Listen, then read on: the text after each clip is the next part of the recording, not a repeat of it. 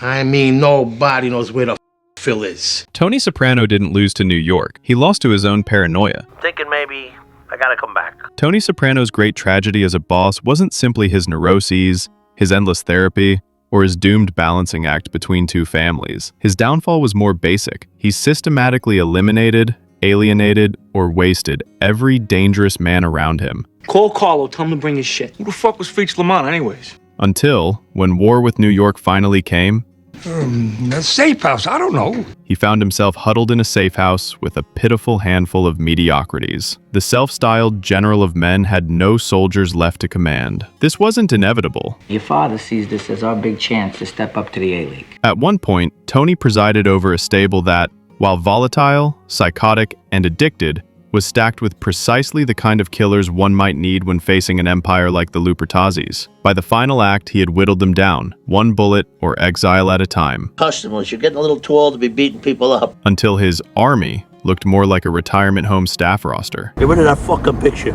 What, you don't want to... You hear me? Burn it! Consider the rogues gallery Tony discarded. Richie Aprile, Ralph Cifaretto, Feach Lamana, Tony Blundetto, and Christopher Moltisanti. 5 men whose combined mix of brutality, cunning, and sheer recklessness might have made New York think twice before bringing the war to Jersey. Fucking relieved. Instead, most of them ended up in the ground, or in Christopher's case, suffocated under the weight of his boss's paranoia and disappointment. Richie Aprile was the archetypal old-school thug, violent, reckless, utterly incapable of diplomacy. Exactly the kind of man you want when things get desperate and bullets start flying. Of course, Richie was also a walking coup d'etat. Don't hit me. That was an accident. Scheming against Tony before Janice intervened with her pistol. Could Richie have saved Tony's family from New York? Perhaps, though more likely he'd have joined the other side the moment it promised him the crown. Old mustache named Feach Lamana. Feach Lamana embodied that same old-world violence, except add 30 years and the temperament of a bitter pensioner. The man couldn't even keep himself from moving stolen cars through New York chop shops, openly undermining Tony's authority. By the time he's sent back to prison, it's clear Feach was more likely to bring Jersey down with his ego than hold it up with his fists. Then there's Ralph Cifaretto, unquestionably a sociopath, but a cunning one. Ralph was clever, ruthless, and resourceful. He also had no loyalty to anyone but himself. What do you think Carmine would say if I wanted to switch families? Ralph flirted with switching families outright, openly asked Johnny Sack about defecting, and made it clear that if dying for this thing of ours was the expectation, he'd prefer a career change. Still, in a war, his self-interest might have kept him in line. What was it? The fat joke? Sure that didn't help. Carmine. Especially after the humiliating Jenny Sack incident left him persona non grata with New York. The irony, of course, is that Ralph put up more of a fight against Tony in his final moments than most of Tony's loyalists ever managed. Tony Blundetto is the wild card. Brilliant in theory, unreliable in practice. For a brief moment, he seemed like the ace up Tony's sleeve, violent, competent, and family. That cocksucking piece of shit, Tony Soprano's cousin, can't even say his name, murdered Billy. Then, he impulsively murdered Billy Leotardo, botched the job by letting Phil live, and instantly painted a target on Jersey the size of Newark Airport. You need to go up to the farm and pick up your cousin. By the time Tony is forced to put him down, Tony B is less secret weapon than walking liability, which leaves Christopher Moltisanti, perhaps the greatest what-if of the entire saga. Christopher was, when sober, fearless to the point of recklessness, willing to take on anyone, anywhere, without hesitation. He pulled guns on made men in broad daylight, assaulted the underboss's nephew, and cracked jokes in rooms that could have gotten him killed. He could kill with ease. His body count speaks for itself.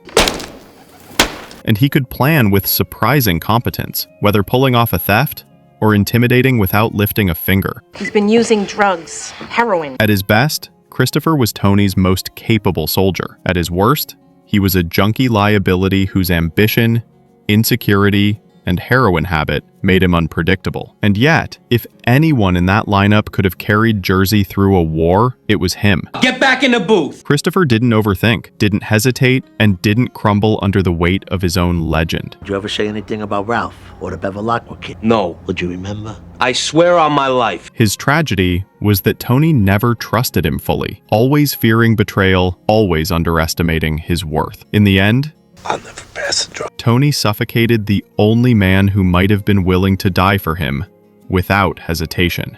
They had me, Tony. The irony is sharp. Tony spent years eliminating these men not because they were weak, but because they were too strong. He feared coups, insubordination, and betrayal. Come on, Tony, you just have a bunch of flunkies. What do you know about it? They compliment you on your new shoes. He worried more about being overthrown than about external enemies. In pruning his garden of killers, he left himself defenseless against the storm to come. I mean, nobody knows where the fuck Phil is. It's a familiar pattern. Dictators throughout history purge their most talented generals out of fear they'll grow too powerful, only to discover that when the real war comes, they've surrounded themselves with flatterers and incompetence. Stalin discovered this when the German army stormed into Russia. Tony discovered it when Phil Leotardo stormed into Jersey.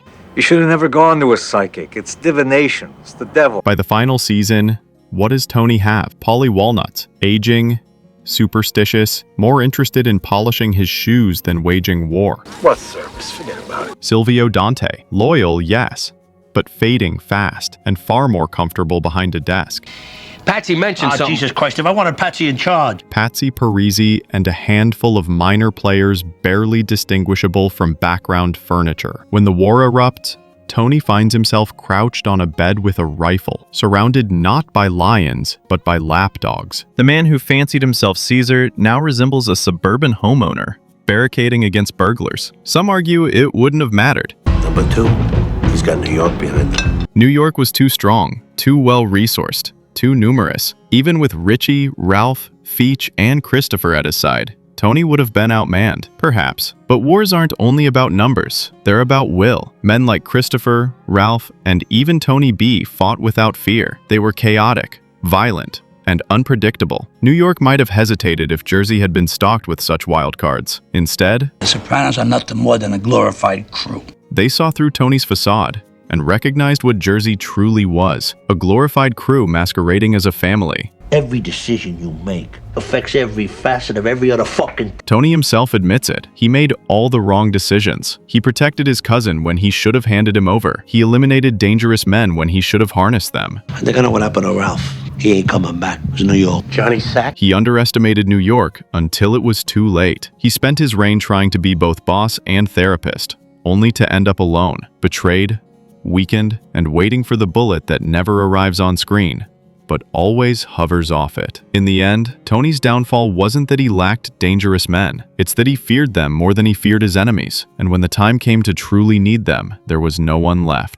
I genuinely don't think there's anything to gain. The general had dismissed his army, and all he could do was lie awake in that safe house, rifle across his chest, realizing the truth. He had won the crown, but destroyed the kingdom. Tony dismissed his best men. Don't dismiss your chance to subscribe.